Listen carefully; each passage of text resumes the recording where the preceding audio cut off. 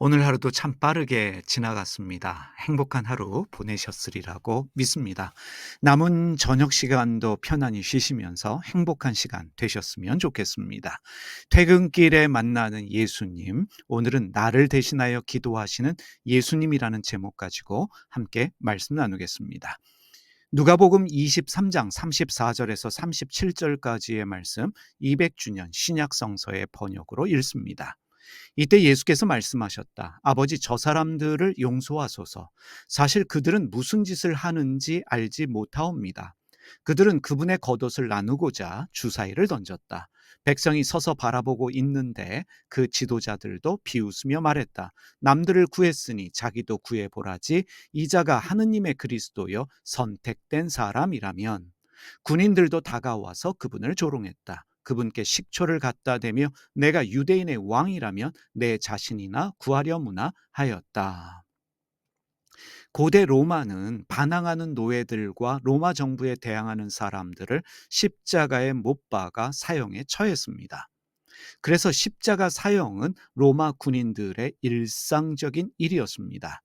유대 역사학자 요세푸스는 더 이상 십자가를 세울 만한 공간과 나무 십자가를 구할 수 없을 정도로 십자가에 못 박혀 죽는 사형수들이 많았다라고 기록하고 있습니다. 로마 군인들은 매일같이 수많은 사람들을 십자가에 못 박았습니다. 군인으로서 그들의 임무였기 때문에 누군가를 십자가에 못 박은 일 때문에 죄책감을 느끼는 군인은 별로 없었을 것입니다.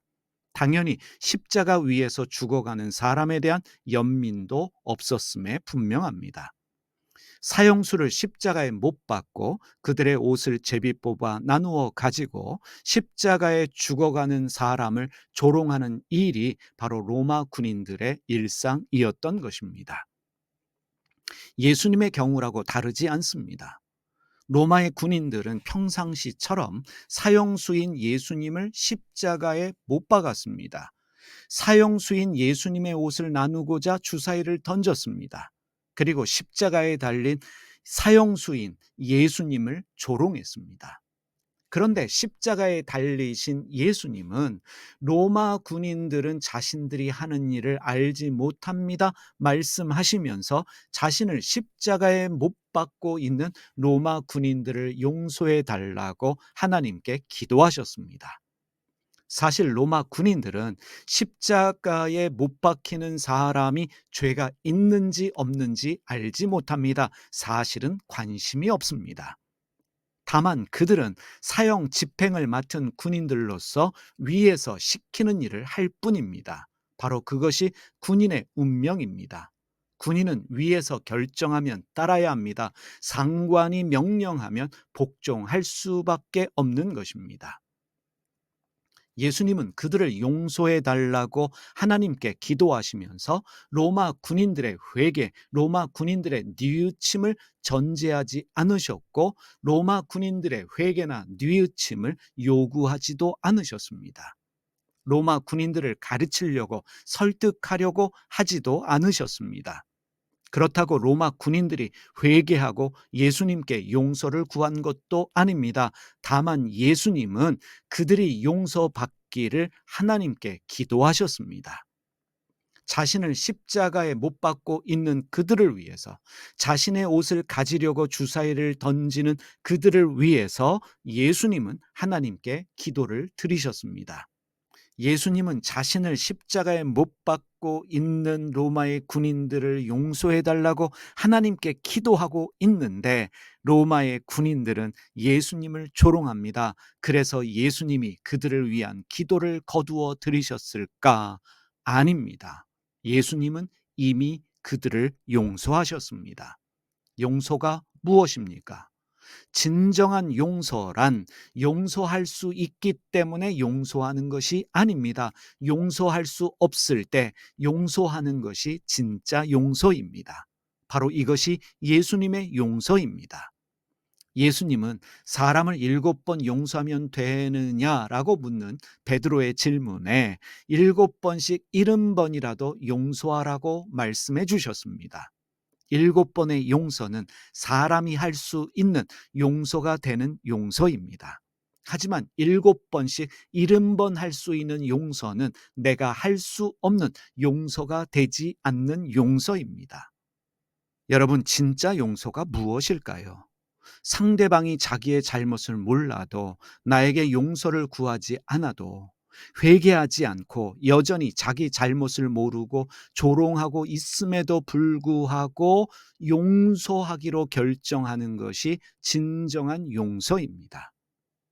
예수님께서 자신을 십자가에 못 박고 조롱하고 있는 로마의 군인들만 용서하셨을까요? 예수님은 모든 사람을 용서하셨습니다. 자신을 배신했던 제자들, 부인한 제자, 그리고 예수님을 팔았던 가론 유다마저도, 예수님 죽이는 일에 앞장섰던 종교 지도자들, 예수님을 모욕하고 조롱했던 모든 사람들을 용서하셨습니다. 예수님께는 용서하지 못할 사람이 전혀 없습니다. 그런데 여러분, 우리가 알아야 할 아주 중요한 사실이 있습니다. 신앙생활에 있어 매우 중요한 사실입니다. 예수님께서 자신들이 하는 일을 알지 못하고 있는, 반성과 회개를 하지 못하면서 예수님을 조롱했던 로마 군인들의 용서를 위해 기도하신 것처럼 여전히 죄를 깨닫지 못하고 문제가 있는 나를 위해서도 지금도 기도하고 계신다는 사실입니다. 로마서 8장 34절 말씀 세 번역으로 읽습니다. 누가 감히 그들을 정죄하겠습니까? 그리스도 예수는 죽으셨지만 오히려 살아나셔서 하나님의 오른쪽에 계시며 우리를 위하여 간구하여 주십니다. 예수님은 자신을 십자가에 못 박은 로마 군인들을 대신하여 간구하여 주셨습니다. 기도하여 주셨습니다.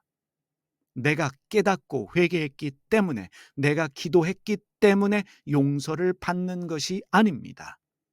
하나님의 오른편에 계시며 우리를 위해 대신 간구하여 주시는 예수님 때문에 우리가 용서를 받는 것입니다. 우리 인생에 왜 소망이 있습니까? 우리 인생에 소망이 있는 이유는 예수님께서 하나님의 오른편에 계시며 우리를 위하여 대신 간구하여 주시기 때문입니다. 예수님 닮기 원하는 여러분, 용서하는 일에 인색하지 마십시오. 용서를 위해 어떠한 전제 조건을 달지 마십시오. 용서할 수 없어도 용서를 결정해야 합니다. 용서하지 못하는 그 사람을 위해 하나님께 기도하는 일이 바로 예수님을 따르는 우리가 해야 될 일입니다.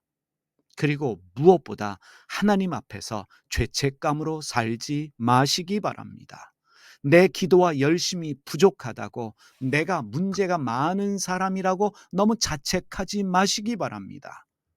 내가 내 죄와 잘못을 깨닫지 못하지만, 내가 문제가 많고 부족한 사람이지만 하나님 오른쪽에 계셔서 나를 위해 대신하여 간구하여 주시는 예수님이 있다는 사실을 여러분 잊지 마시기를 바랍니다. 예수님이 나를 위해 기도하고 계시기 때문에 내 삶에 소망이 있습니다. 로마서 8장 26절 말씀 새 번역으로 읽고 오늘 말씀 마치겠습니다. 이와 같이 성령께서도 우리의 약함을 도와주십니다. 우리는 어떻게 기도해야 할지도 알지 못하지만 성령께서 친히 이루 다 말할 수 없는 탄식으로 우리를 대신하여 간구하여 주십니다.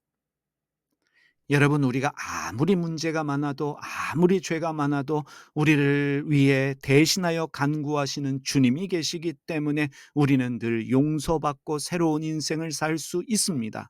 이런저런 약함이 있지만 우리의 약함을 도와주시는 성령이, 하나님의 영이 우리 안에 계시면서 기도를 제대로 하지 못하는, 무엇을 위해 기도해야 할지 알지 못하는 우리를 위해서 말할 수 없는 탄식으로 우리를 대신하여 간구하여 주십니다. 그래서 우리의 인생은 소망이 있습니다. 기도드리겠습니다. 살아계신 하나님 아버지, 자기를 십자가에 못 박고 있는 로마 군인들의 용서를 위해 기도하신 예수님께서 우리를 위해 기도하시는 줄 믿습니다. 하나님 우편에 앉아 계시며 우리를 위하여 대신하여 간구하시는 그 예수님 때문에 우리 인생에 소망이 있는 줄 믿습니다. 우리가 죄도 있고 문제도 많습니다. 연약함도 있습니다. 우리의 연약함을 도와주시기 위해서 성령께서 우리에게 오심을 믿게 하여 주시고, 우리의 약함을 도와주실 뿐만 아니라 말할 수 없는 단식으로 우리를 위해 기도하시는 성령이 계시기 때문에 우리 인생에 소망이 있다는 것을 알게 하여 주시옵소서. 하나님의 은혜로 날마다 변화되어지며 하나님의 은혜로 날마다 새로워지는 우리의 인생을 기대합니다. 오늘도 우리를 위해 기도하시는 주님께 감사드리며 예수님의 이름으로 기도드립니다. 아멘. 하늘에 계신 우리 아버지가 어떤 분인지를 저희에게 보여주시옵소서. 세상을 바로잡아 주시고 아버지의 뜻이 하늘에서와 같이 땅에서도 이루어지게 하소서. 오늘 저희에게 일용할 양식을 주시고 저희에게 빚진 사람들의 빚을 탕감하여 준 것 같이 저희 빚을 탕감하여 주시옵소서. 저희를 유혹에 빠지지 않게 하시고 나쁜 일을 당하지 않게 하소서. 아멘.